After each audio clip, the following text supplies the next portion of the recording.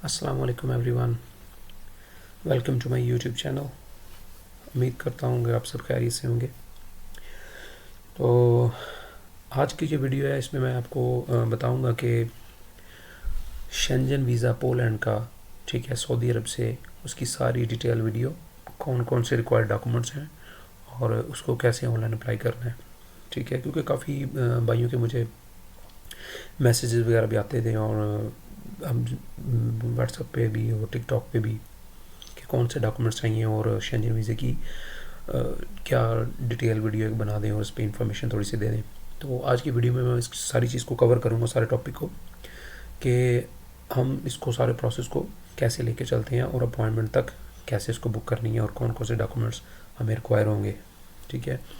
तो अपॉइंटमेंट लेने से पहले, बाकी चीज़ों से पहले, मैं ना आपको सबसे पहले लेके चलता हूँ कि रिक्वायर्ड डॉक्यूमेंट्स हमें क्या क्या है शेंजन वीज़े के लिए पोलैंड के फ्रॉम सऊदी अरेबिया, ठीक है। अच्छा जी, सबसे पहले आ जाएं कि ये देखें, मैं आपको बता रहा हूँ कि full document checklist for Poland Schengen visa. अच्छा, सबसे पहले ये होगा कि अब वीज़ा एप्लीकेशन फॉर्म होगा, ठीक है, जो उनके ऑनलाइन पोर्टल पे फिल करना होगा, ठीक है। दूसरे नंबर पे हमें चाहिए आपकी एक कलर फोटोग्राफ, पासपोर्ट साइज़, और वो वाइट बैकग्राउंड के साथ होनी चाहिए, ठीक है। और वो 6 मंथ से ज़्यादा ओल्ड ना हो, ठीक है, जिसमें वो आपका फेस और आइज़, वो दोनों तरफ से हर चीज़ उसकी कवर हो रही हो, ठीक है। और फिर आपका पासपोर्ट जो है, वो पासपोर्ट आपका पिछले 10 साल के अंदर अंदर इशू होना चाहिए, ठीक है। और क्योंकि पासपोर्ट की जो एक्सपायरी डेट है वो भी आप देख लें कि वो 3 मंथ से मसलन के ज़्यादा होनी चाहिए आपके वापस आने तक। और दूसरी बात है कि आपको सऊदी अरब का वैलिड अकामा आपके पास होना चाहिए, कि अगर आप सऊदी अरब में वर्क वीज़े पे रह रहे हैं, ठीक है, तो आपका अकामा जो है वो वैलिड होना चाहिए। एटलीस्ट 1 महीना उसकी जो एक्सपायरी डेट है ना वो होनी चाहिए जब आपने शेंजन से वापस आना है, ठीक है। कि अगर आप ये देखेंगे, अगर आप सऊदी अरब में आपके पास अकामा नहीं है, ठीक है, तो आपको अपनी एप्लीकेशन उस कंट्री में जमा करवानी पड़ेगी जहाँ के आप नेशनल हैं, ठीक है। फॉर एग्जांपल आप किसी भी कंट्री के नेशनल हैं, अगर आप पाकिस्तान से ही हैं तो आपके पास सऊदीया का वैलिड अकामा नहीं है, या आपका अकामा ख़त्म हो चुका है, तो आप सऊदी अरब में एप्लीकेशन जमा नहीं करा सकते, आपको पाकिस्तान से एप्लीकेशन जमा करवानी पड़ेगी। फिर आ गया कि जी health care insurance. Health care insurance ये एक बहुत ही इम्पोर्टेंट है कि आपके पास जो हेल्थ इंश्योरेंस है वो आपकी होनी चाहिए, कि आपने जितनी देर भी रहना है शेंजन में, फॉर एग्जांपल अगर आप 1 वीक के लिए जा रहे हैं, 2 वीक के लिए जा रहे हैं, तो उन 2 वीक को कवर करने के लिए आपकी इंश्योरेंस 30,000 यूरो तक होनी चाहिए, ठीक है। वो ये आपने ज़रूर इसको कंसीडर करना है कि ये इंश्योरेंस आपकी बिल्कुल होनी चाहिए, ठीक है। फिर है जी proof of accommodation. Proof of accommodation क्या है कि अगर कोई बंदा आपको उधर से इनवाइट कर रहा है, फॉर एग्जांपल जैसे आप स्पॉन्सर कहते हैं दूसरे लफ्ज़ों में, कि अगर आपको वो स्पॉन्सर कर रहा है तो फिर उसकी बैंक स्टेटमेंट वहाँ से लगेगी, ठीक है। उस बंदे का घर का एड्रेस, उसकी तरफ से एक लेटर, उसके जो जो भी उसके फाइनेंशियल डॉक्यूमेंट्स होंगे ना वो सारे उस बंदे के लगेंगे जो आपको पोलैंड से या किसी भी कंट्री से आपको स्पॉन्सर कर रहा है, ठीक है। अदरवाइज़ अगर आपको स्पॉन्सर कोई नहीं कर रहा, ठीक है, तो फिर आपको अपने डॉक्यूमेंट सारे देने होंगे। फॉर एग्जांपल अगर आप किसी कंपनी में जॉब करते हैं, उस कंपनी का लेटर, ठीक है, वहाँ पे उसका डेट ऑफ इशू, उनकी कॉन्टैक्ट डिटेल, और आपकी उस कंपनी में पोजीशन क्या है, ठीक है, और आपकी सैलरी क्या है, जो भी वो सारे डॉक्यूमेंटेशन होंगे वो उधर मेंशन कर देंगे। और आपकी जो सैलरी की स्लिप होंगी या आपकी वो बैंक स्टेटमेंट में आपकी पता चल जाएगा कि आपको सैलरी आ रही है, ठीक है, 3 महीने से आ रही, वो 3 महीने की बैंक स्टेटमेंट विद सैलरी आपको पास होनी चाहिए, ठीक है। और उसका होल्डिंग बैलेंस जो है बैंक स्टेटमेंट का वो तकरीबन 15,000 रियाल तो होना ही चाहिए, 12 से 15,000 रियाल। ये तो मैं कहता हूँ कि तकरीबन बेसिक रिक्वायरमेंट्स हैं, पर फिर भी डिपेंड करता है आपके विज़िट के ऊपर, ठीक है। और जो दूसरी स्पेशली ये बात है कि जो भी आपकी बैंक स्टेटमेंट है वो आपकी अकॉर्डिंग टू आपकी सैलरी होनी चाहिए। मसलन आपने उसको बहुत ज़्यादा ओवरलोड नहीं कर देना, ठीक है, कि इतनी बैंक स्टेटमेंट हो जाए कि आप उसको बाद में बता ही ना सकें कि मेरा सोर्स ऑफ इनकम क्या है, ठीक है। और अगर दूसरा, फिर आगे जी हमारा टूरिज़्म।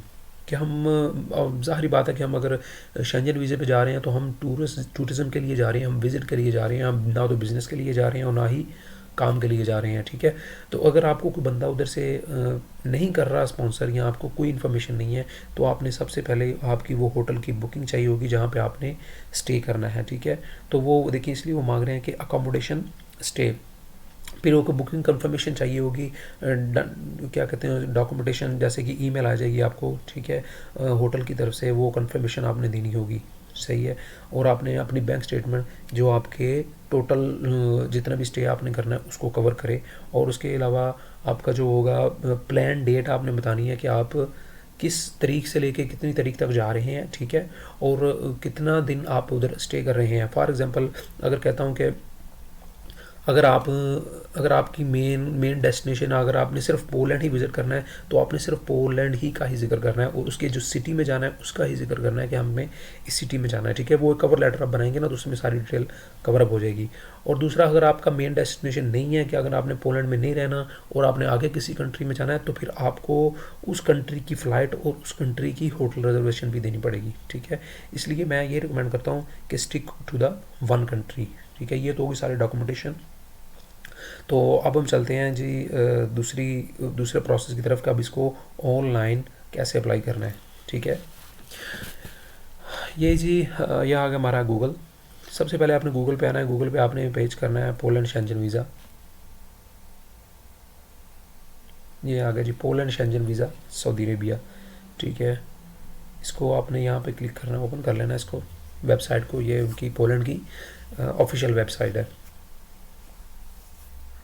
अच्छा, ये ऑप्शन आ गया जी हमारा, ओपन वेबसाइट हो गई है Poland website in Saudi Arabia, उनका जो कॉन्सुलेट है, ठीक है। इधर आ गया जी वीज़ाज़ इन्फॉर्मेशन, ये वीज़ा की जनरल इन्फॉर्मेशन है। ये जो डी टाइप वीज़ा है ये उनका काम का वीज़ा है, ठीक है। ये ए टाइप वीज़ा है, ये एयरपोर्ट ट्रांजिट का है, ठीक है। हमारे रिलेटेड सिर्फ ये है कि हमने शेंजन वीज़ा अप्लाई करना है, हम शेंजन वीज़ा पे क्लिक करेंगे, ठीक है। और फिर आ गया जी सी टाइप शेंजन वीज़ा, सही है। तो हम यहाँ से देखेंगे कि हाउ टू बुक अपॉइंटमेंट, ये इस ऑप्शन को हम ले लेना है और इनके ई काउंसलर सिस्टम पे जाना है, ठीक है। ये इनका ऑनलाइन पोर्टल है जहाँ से हम अपॉइंटमेंट ले सकते हैं। अच्छा, ये आ गया। यहाँ से अगर आपने अपनी लैंग्वेज आपको नहीं समझ आ रही है, देखिए डिफरेंट लैंग्वेजेस हैं, आप उनको वहाँ से सर्च कर सकते हैं, ठीक है। और फॉर द टाइम बीइंग हम सिर्फ इंग्लिश को कंसीडर करेंगे, मैं इंग्लिश को आपको समझाता हूँ इंग्लिश में। अच्छा, ये देखें, ये इन्होंने ना हर कंट्री का alphabetic A B C D से लेके ना हर एंड तक उन्होंने जो भी कंट्री जिस जिस नाम से शुरू होते हैं उनका ये सारा सिस्टम दिया हो कि फ़र्ज़ करें अगर हम पाकिस्तान से अप्लाई कर रहे हैं तो आप यहाँ पे P पे क्लिक करेंगे तो आपको पाकिस्तान से सारे कंट्री जहाँ जहाँ इनकी एम्बेसीज हैं वहाँ से यहाँ आप उस कंट्री पे क्लिक करके उसको आगे लेके जा सकते हैं। अगर आप दुबई में हैं तो ये UAE का आ गया, ये यूनाइटेड अरब एमिरेट्स है। अगर आप देखें अल्बानिया में है, अल्जीरिया में है, अर्जेंटीना में है, ऑस्ट्रेलिया में है, तो आप ए को क्लिक करेंगे। पर हम सऊदी अरबिया से अप्लाई करना चाह रहे हैं तो हम एस को क्लिक करेंगे, ठीक है। तो ये देखें ये काफ़ी उन कंट्रीज़ की लिस्ट आ गई है जहाँ जहाँ से हम अगर अप्लाई कर रहे हैं, सीरिया, स्विट्ज़रलैंड, साउथ कोरिया, सल्वीनिया। तो हमारे रिलेटेड है सऊदी अरबिया, सऊदी अरबिया को क्लिक करेंगे और ये आ गया जी इनका काउंसलेट है रियाद में, ये रियाद पे क्लिक हो गया। अब ये देखें, अब आ गया जी इनका ये है मेन्यू में आपको नज़र आ रहा है नेशनल वीज़ा रजिस्ट्रेशन फॉर्म और national visa fill in form. ये दो चीज़ें हैं, ये रजिस्ट्रेशन फॉर्म ये अपॉइंटमेंट के लिए है और ये फिल इन फॉर्म है, ये आप एप्लीकेशन जमा करवा रहे हैं, ठीक है। अब हम आएंगे शेंजन वीज़ा के ऊपर, शेंजन वीज़ा रजिस्ट्रेशन फॉर्म, यहाँ पे हम क्लिक करेंगे शेंजन वीज़ा रजिस्ट्रेशन पे। तो यहाँ पे देखें उन्होंने कहा कि make appointment to convener application along with additional documentation, ठीक है, कि हमें जो भी एप्लीकेशन जमा करवानी है वो हमें एडिशनल डॉक्यूमेंट के साथ यहाँ पे सबमिट करनी पड़ेगी। और देखिए वो कह रहा है कि failure to complete the application within 1 hour after selecting the appointment date will result in its cancellation, ठीक है। कि अगर आपने अपॉइंटमेंट डेट ले ली है तो आपको 1 घंटे के अंदर अंदर ये एप्लीकेशन जो Schengen visa fill in form है ये सबमिट करनी पड़ेगी, वरना वो आपकी अपॉइंटमेंट जो है वो कैंसिल हो जाएगी, ठीक है। अब हम यहाँ से इमेज वेरिफिकेशन पे जाएंगे,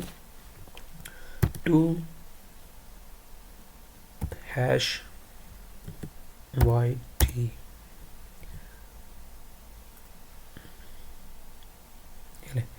ये अब हम आ गए इनके सिस्टम के अंदर, इंटर हो गए हैं, ठीक है। यहाँ पे हम, ये है टाइप ऑफ सर्विस कि हमें कौन सी सर्विस चाहिए।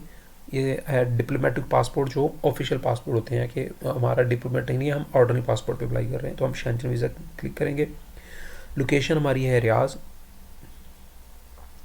और डेट ऑफ अपॉइंटमेंट हम देंगे, ये देखें अब आप जैसे कि देख सकते हैं कि ये 5, 6, 8 ये डेट्स अवेलेबल हैं पोलैंड की शेंजन वीज़े के लिए, अपॉइंटमेंट्स के लिए, ठीक है। तो हम फॉर एग्जांपल इसको ले लेते हैं 5 तारीख को, ठीक है। हम इसको नेक्स्ट पे जाएंगे।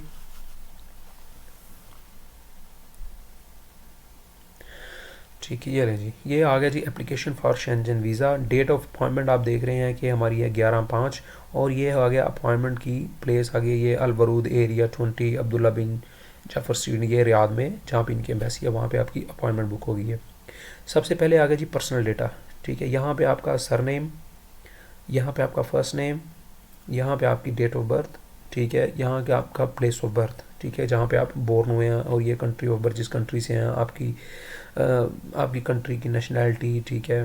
और ये देखें कंट्री नेशनल, करंट नेशनैलिटी, ठीक है, पाकिस्तानी है। ओरिजिनल नेशनैलिटी एट बर्थ वो भी पाकिस्तानी है। अदर नेशनैलिटीज़ आपके पास अगर हैं तो वो आपने इस ऑप्शन से सिलेक्ट कर लेना है, ठीक है। अगर नहीं तो हम, आप ये देखेंगे कि अगर आप मेल हैं, फीमेल, आप इसको सिलेक्ट करेंगे, मेल पे आ जाएंगे। अगर आपका मैरिड है, सिंगल है, जो भी आपका वो प्रोसेस होगा, आप यहाँ पे सिंगल है, मैरिड है, उसको क्लिक कर लेंगे।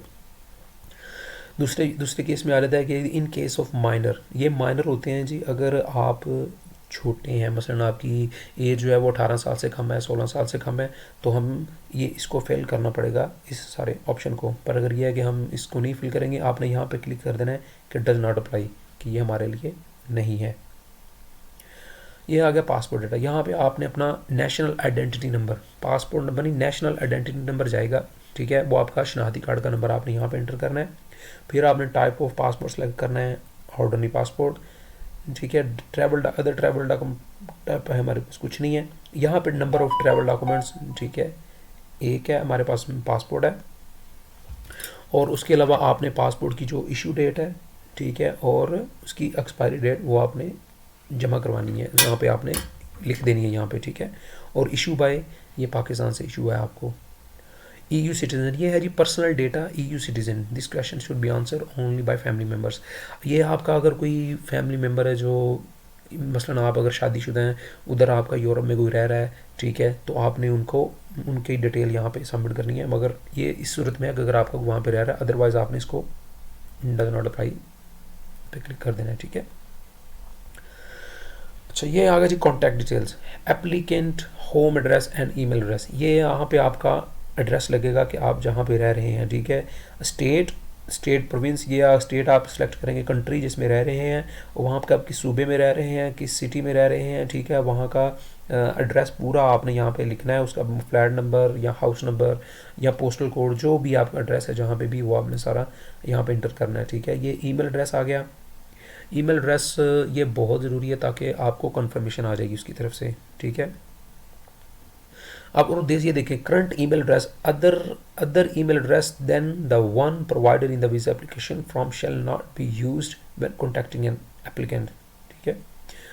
यहाँ पे आपका फ़ोन नंबर आ जाएगा। Other residing in the country other than the country of nationality, ये देखें, ये आपको कह रहे हैं कि अगर आप की नेशनैलिटी पाकिस्तानी है और आप पाकिस्तान में नहीं है तो किसी और कंट्री में रह रहे हैं, ठीक है। फॉर एग्जांपल अगर हम सऊदीया में हैं तो सऊदी अरब में रह रहे हैं, तो आपने दूसरे नंबर पर क्लिक करना है यहाँ पे, ठीक है। अब ये देखें, यहाँ उसने कहा कि टाइप ऑफ रेजिडेंट परमिट, आपके पास कौन सा इकामा है वहाँ का, या कौन सा वीज़ा है आपके पास, आपका नेशनल है या रेजिडेंस है, जो भी है आपने उसको और 2 ऑप्शन को सिलेक्ट कर लेना है, ठीक है। उसके बाद आपने इकामे का नंबर डालना है, और उसके बाद आपने इकामे की एक्सपायरी डेट डालनी है कि आपका इकामा एक्सपायर कब हो रहा है, ठीक है।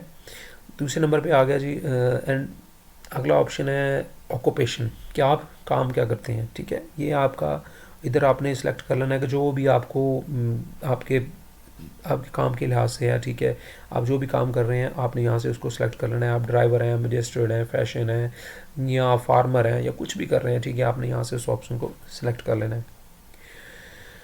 यहाँ पे अगर आपने किया कि मैं किसी कंपनी में करता हूँ काम, तो आपने यहाँ पे एम्प्लॉयर को सिलेक्ट करना है, ठीक है। यहाँ पे आपने अपनी कंपनी का नाम, उनका एड्रेस, ठीक है, उनका पूरा एड्रेस देना, उनकी डिटेल देनी है, और उनका जो सारा ईमेल एड्रेस है वो सारा यहाँ पे आपने उसका ऐड करना है। यहाँ पे ये पूछ रहे हैं कि आपका मेन पर्पज़, मसलन आपने मेन पर्पज़ क्या है आपका ट्रैवल करने के लिए, ठीक है। तो यहाँ पे हम जाएंगे टूरिज़म पे, ठीक है, टूरिज़म पे क्लिक करेंगे।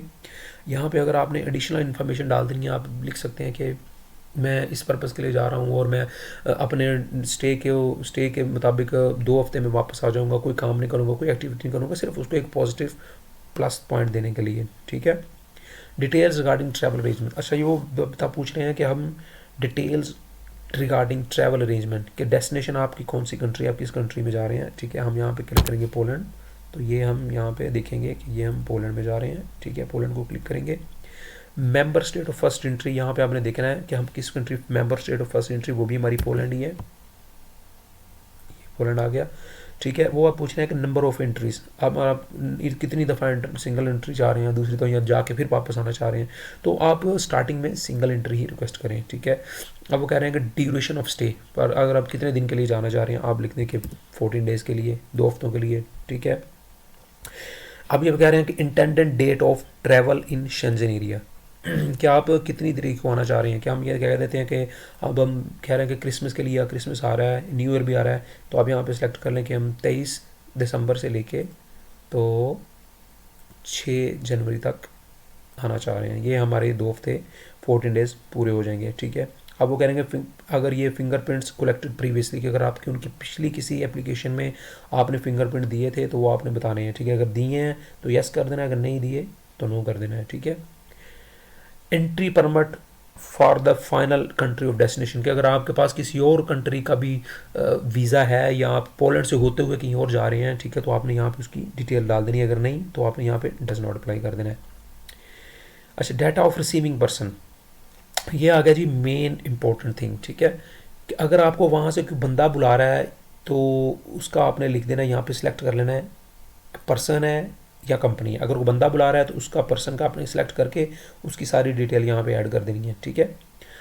और अगर आपको कंपनी बुला रही है, ठीक है, in the host company if not applicable name of the hotel, अगर आपको ना तो कंपनी बुला रही है ना कोई बंदा बुला रहा है, आपने सिर्फ यहाँ पे कंपनी सेलेक्ट करके, ठीक है, और आपने यहाँ पे नीचे आ जाना है, यहाँ पे आपने उनका होटल का नाम, जहाँ पे आपने जाके स्टे करना है, ठीक है, और सारी डिटेल यहाँ पे उनकी आपने ऐड करनी है स्टेप बाय स्टेप, ठीक है। अच्छा, डेट ऑफ पर्सन आ गया जी, कवरिंग एक्सपेंसेस, ये आ गया कि हम आपने स्टे को कैसे उधर कवर करेंगे। अगर आपके पास कोई बंदा आपको स्पॉन्सर कर रहा है तो आपने यहाँ पे, ठीक है, कोई कंपनी आपको स्पॉन्सर कर रही है, तो अगर आप खुद अपना पे कर रहे हैं सारा तो आपने यहाँ पे क्लिक करना है बाय द एप्लीकेंट हिमसेल्फ। तो वो देख पूछ रहे हैं कि अब means of support during stay, कि आपके पास क्या है, चेक है, क्रेडिट कार्ड है, प्रीपेड ट्रांसपोर्ट है या कैश है। आप यहाँ पे कैश पे क्लिक करेंगे क्योंकि सारी बात आपके पास बैंक में कैश अवेलेबल है, ठीक है। बस ये इसका जो फाइनल प्रोसीजर था, यहाँ तक आपकी जो एप्लीकेशन है वो अपॉइंटमेंट के लिए वो तकरीबन पूरी हो जाएगी, ठीक है। तो आप यहाँ पे आके स्टेटमेंट को करेंगे कि ये पूछ रहे हैं कि अगर आपका वीज़ा रिफ्यूज़ हो जाता है तो फीस रिफंडेड नहीं होगी, ठीक है।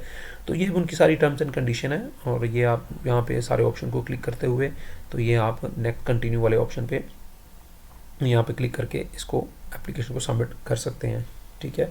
तो यह कि आपने इनको एप्लीकेशन में सबसे पहला ये ध्यान रखना है कि आपके डॉक्यूमेंटेशन जो है ना, डॉक्यूमेंटेशन वो बहुत ज़रूरी है, की पार्ट है, ठीक है। अगर आपकी एप्लीकेशन या आपकी फ़ाइल जो है वो अच्छे तरीके से तैयार होगी, ठीक है, और उसके ऊपर मसलन आपके पास सारे डॉक्यूमेंटेशन रेडी होंगे, जो भी इनकी रिक्वायरमेंट्स हैं उसके मुताबिक आपने उनको बताया होगा कि मैंने इतनी देर को जाना है, इतनी देर को वापस आ जाना है, जो भी उन्होंने बैंक स्टेटमेंट मांगी है, कंपनी के लेटर मांगे हैं या एनओसी मांगा है, आप उनको सारे डॉक्यूमेंट्स जो हैं वो एज इट इज़ प्रोवाइड करेंगे, ठीक है। तो वो एक एप्लीकेशन के लिए एक प्लस पॉइंट होगा, ठीक है। तो उम्मीद करता हूँ कि आपको ये सारी वीडियो जो है वो बहुत पसंद भी आई होगी और आपको काफ़ी इन्फॉर्मेशन भी इससे मिली होगी, ठीक है। तो आप चैनल को सब्सक्राइब कर लें और वीडियो को लाइक और शेयर भी कर लें, ठीक है, ताकि इस तरह की और भी कंटेंट्स और भी वीडियो इन्फॉर्मेटिव जब भी मैं अपलोड करूँ तो आपको नोटिफिकेशन मिलता रहे, ठीक है। Thank you so much. अल्लाह हाफिज़।